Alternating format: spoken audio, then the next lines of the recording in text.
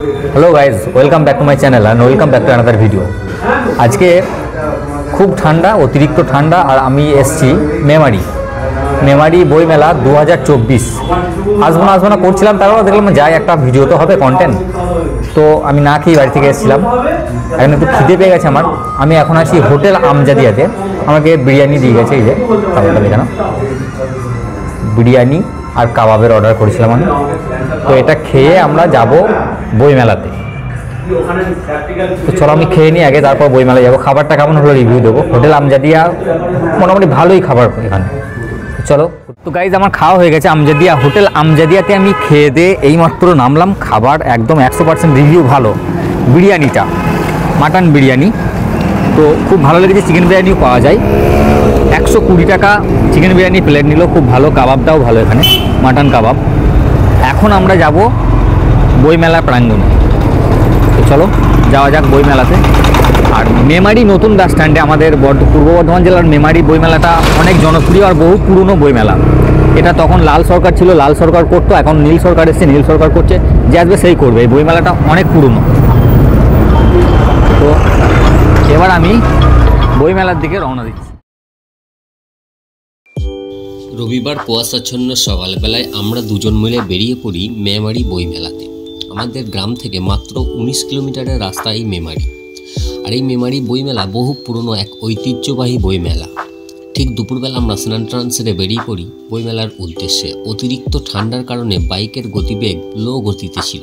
তারপরে এসেই পৌঁছে যাই আমরা মেমারি বাস স্ট্যান্ডের কাছে বইমেলা ঢোকার রাস্তায়। বাস স্ট্যান্ডের ভিতরে যে ডান দিকে জায়গাটা পড়ে থাকে সেই জায়গাতেই বইমেলা হয়ে থাকে প্রতি বছর। এর আগে মেমারি বইমেলা হতো মেমারি আলুর বড় বড় কোল্ড স্টোরগুলোতে।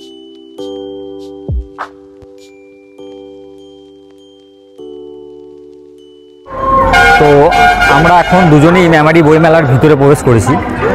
অনেক শাড়ি আছে, একটা মঞ্চ আছে বাঁ দিকে। মেলা দিকটাকে যাই, ব্যাকে তোমাদেরকে দেখাচ্ছি মেলা ঘুরে ঘুরে। এখন সেরকম ভিড় হয়নি, এখন ভিড় হবে। আজকে রবিবার তো ভিড় হওয়ার দরকার। আর বই তো কেনাবেচা এখন খুব একটা বেশি হয় না, তবু বইমেলার ঐতিহ্যটা মানুষ বজায় রেখেছে, এটাই অনেক। সরকার বজায় রেখেছে, সরকার ভাবে এটা। বইমেলা চত্বরটা হচ্ছে অনেক ঐতিহাসিক, যেটা আমি আস্তে আস্তে বলছিলাম যে বহু পুরনো। হ্যাঁ, আজকে রবিবারের দিন সেরকম ভিড় অবশ্য নেই। এবার আমি মেলাটা টোটাল ঘুরে দেখাই তোমাদেরকে। এই যে এক একটা স্টল দেখো পাশাপাশি।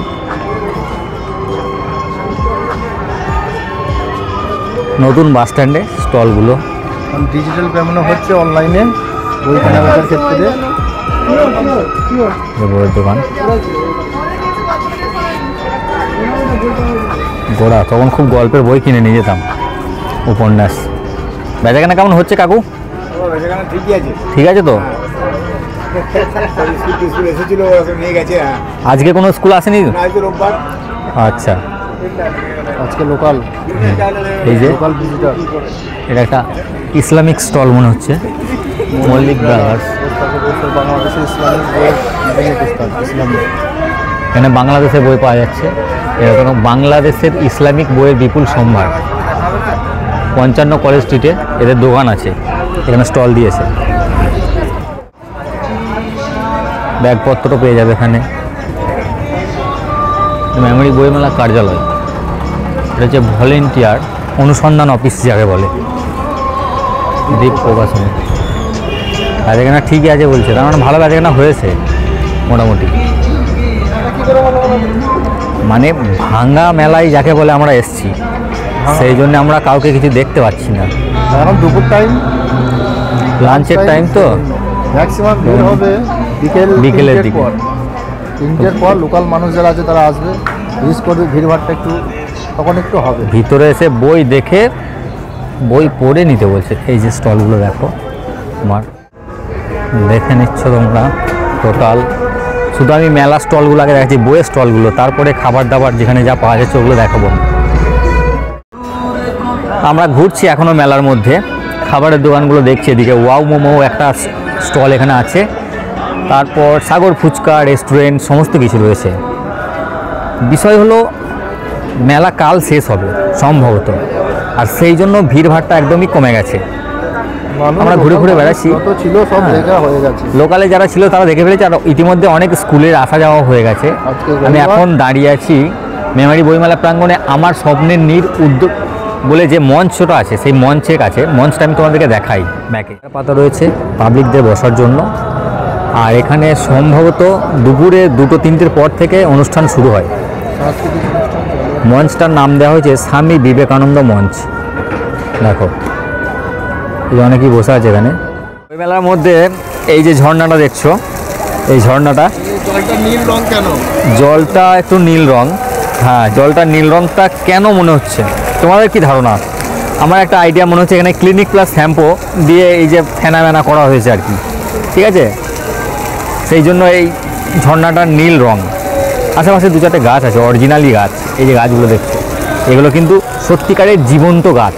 গাছেরও প্রাণ আছে, জগদীশচন্দ্র বসু বলেছিল। আমি একটু ফুল নিয়ে নিই। এই যে এগুলো জীবন্ত গাছ। আর বাকি চারিদিকে যেগুলো আছে 2-1টা প্লাস্টিকের গাছ আছে। ওই যে এখানে প্লাস্টিক ফুলের গাছ বিক্রি হচ্ছে, কৃত্রিম ফুল। ওখানে আমরা যাব, দেখব কি। এই ফুলগুলোকে দেখে সবই মনে হচ্ছে জীবন্ত ফুল। এগুলো বিখ্যাত আর্টিফিশিয়াল কাজ। আর এই যে গোলাপটা, গোলাপগুলো খুব সুন্দর লাগছে দেখতে। বুঝতে পারা যাবে না যে অরিজিনাল না ডুপ্লিকেট। এই গোলাপটা অরিজিনাল না ডুপ্লিকেট বোঝা যাবে না, না কৃত্রিম। এটা পিকচারে দোকান আছে কিছু।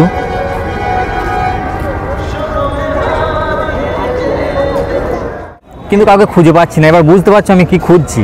মেলাতে যেটা খোঁজে সবাই আর কি, সেরকম জিনিস আমরা খুঁজে একটু বেড়ালাম, কিন্তু আমাদের কেউ আসেনি। মানে স্কুল থেকেও তো আজকে আসেনি সানডে বলে। আর এমনিও আশেপাশে 2-4জনকেও দেখছি না যে যাদেরকে দেখলে মনটা খুশ হবে একটু।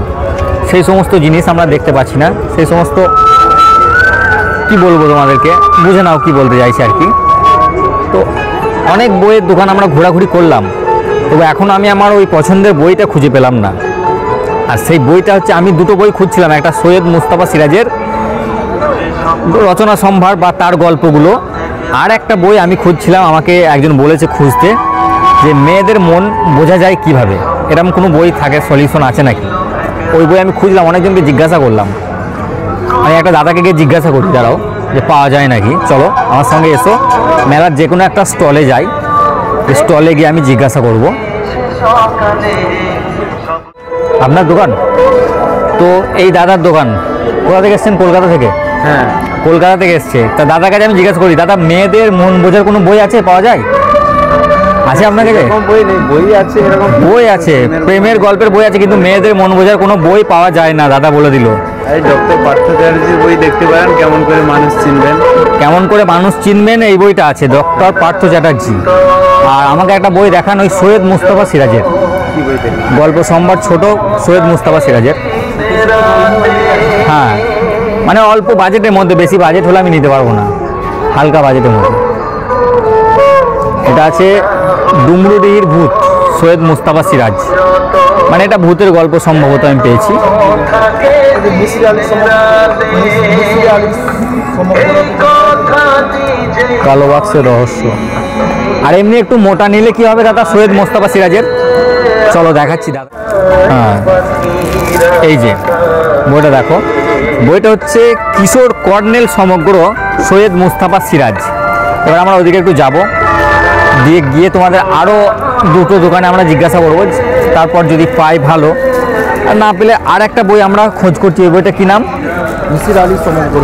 মিসির আলী সমগ্রহ, হুমায়ুন আহমেদের লেখা মিসির আলী সমগ্রহটা আমরা খুঁজছি। ওই বইটা যদি পেয়ে যাই, ওটাও নেব আমরা। বইমেলা এসে বই একটা নিতে হবে, আর মেলাটাকে বাঁচাতে হবে। বই মেলার মধ্যে এদিক সেদিক ঘোরাঘুরি করতে করতে আমরা দেখলাম বেশ কিছু ইসলামিক স্টল রয়েছে, যেখানে তুমি আত্মনিয়ন্ত্রণ, আদর্শ পুরুষ, হাসরের বিচার, জান্নাত জাহান্নাম, বিভিন্ন রকমের কোয়ালিটিপূর্ণ হাদিস থেকে শুরু করে সমস্ত রকম ইসলামিক বই পেয়ে যাবে। এরপর আমরা একটা হাতে আঁকা স্টলে যাই, যেখানে বিভিন্ন রকমের ছবি আঁকা ছিল।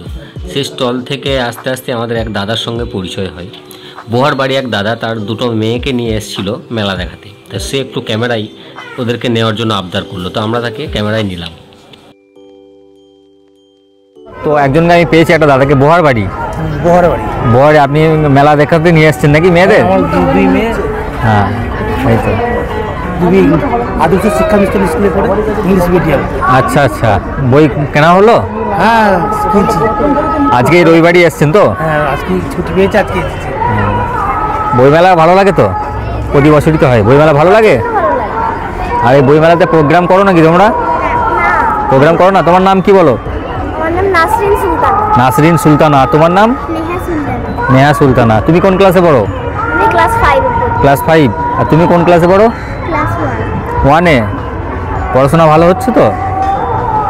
ঘোরো মেলায়, বই ফই কেনো। বই কিনলে কিন্তু আমাকে দেখিয়ে যাবে কোন বইটা কিনেছো, ঠিক আছে? আচ্ছা ঘোরো। আচ্ছা ঠিক আছে। না না না পাখিটার বুকে যেন তীর মেরো না, ওকে গাইতে দাও কণ্ঠ থেকে গান কেরো না না না না। কবি কার্তিক ঘোষ ভালো মেয়ে কাকে বলে জানো? ভালো ছেলে মানে কি? তুমিও বলবে সহজ প্রশ্ন, পাক কাটিয়ে একটি যে মেয়ে পেয়েছে অঙ্কে 100, যে ছেলে ভূগোলে সেরা তারাই। বিকেল গড়াতে গড়াতে মেলাতে বাড়তে লাগলো ভিড়। আস্তে আস্তে মেলা প্রাঙ্গণ ভরে জমজমাট হয়ে গম গম করতে লাগলো। এটা কি ডাল বড়া? তো আমরা এখন ডাল বড়া খাবো। বইমেলাতে আমরা এখন খাবো ডাল বড়া। সন্ধ্যা নামার ঠিক আগের মুহূর্তে দাদা ভাই momo centre, wow momo centre ছাড়াও বিভিন্ন যে খাবারের স্টলগুলো আছে সেগুলোতে জমজমাট ভিড় জমতে লাগলো এবং মানুষের খাওয়া দাওয়ার আগ্রহ একটু বেশিই দেখা যাচ্ছে এই মেমারি বইমেলাতে। যে যার নিজের মতো করে কিনে খেতে শুরু করলো। এই যে ঢাকার পিঠে তৈরি হচ্ছে এখানে। এগুলো কি নাম? এই পিঠেগুলোর কি নাম ঠাকুমা? পাটিসাপটা। পাটিসাপটা। এটাও দুটো খাবো। তো আমি নিয়েছি, এই যে হাতে ধরেছি দেখো, কোনটা? রসমালাই। ঢাকায় পিঠে। এটা হচ্ছে ভাপা পিঠে, মেমারি বইমেলাতে পাওয়া যাচ্ছে। এই যে পিঠেটা, মানে আমরা যেটাকে ধুকি বলে চালাই আর কি, সেরকম জিনিস না, ধুকির মতো জিনিসটা। এই যে ওটা চালের গুঁড়ো।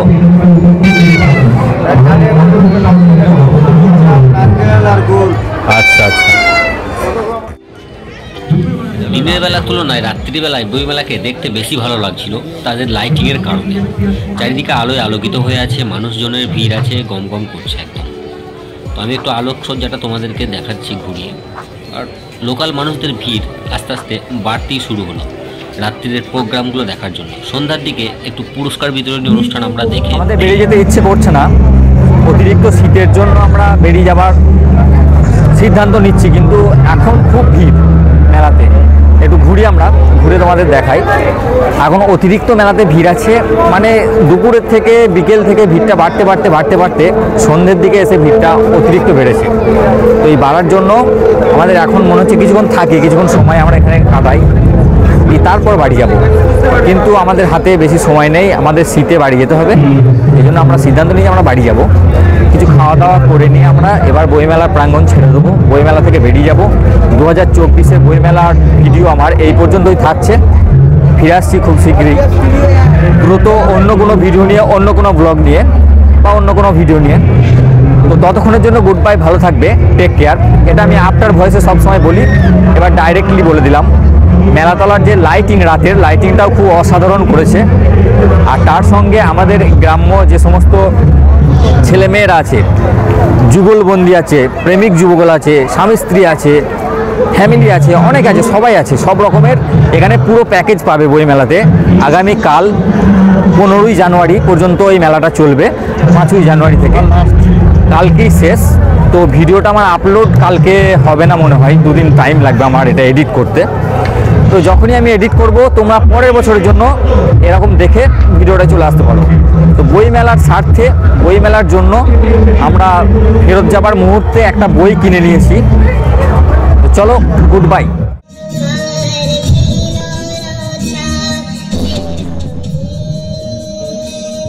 Bye.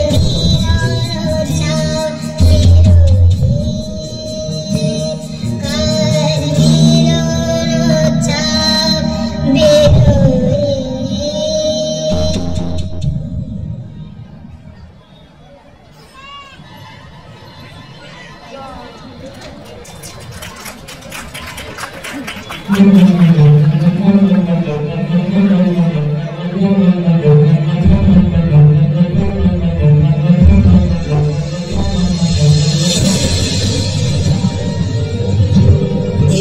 ব্যাসাশ্রমে চলে আসেন অশ্বত্থামা। শ্রীকৃষ্ণ ভয়ে ভীত ও অপরাধী অশ্বত্থামা শ্রীকৃষ্ণের সম্মুখীন হন। শ্রীকৃষ্ণের আদেশে এই অপরাধের জন্য তার মস্তকমণি, যা শিবমণি বলে পরিচিত, যা তার শিরে থাকলে অশ্বত্থামাকে পরাজিত করার শক্তি কারোর মধ্যে সম্ভব নয়, সেই মণিকে শ্রীকৃষ্ণ পদে তাপস খাদনের জন্য অশ্বত্থামা অর্পণ করলেন।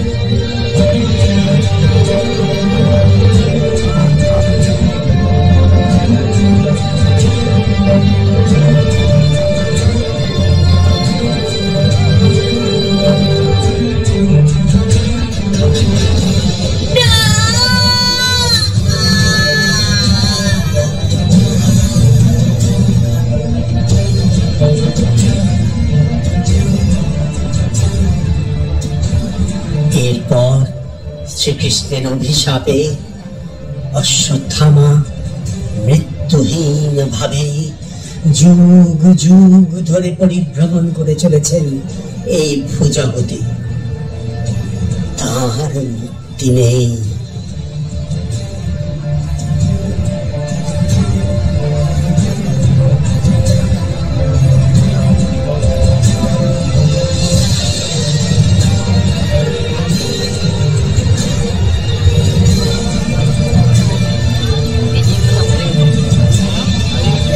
হাজার বছর পর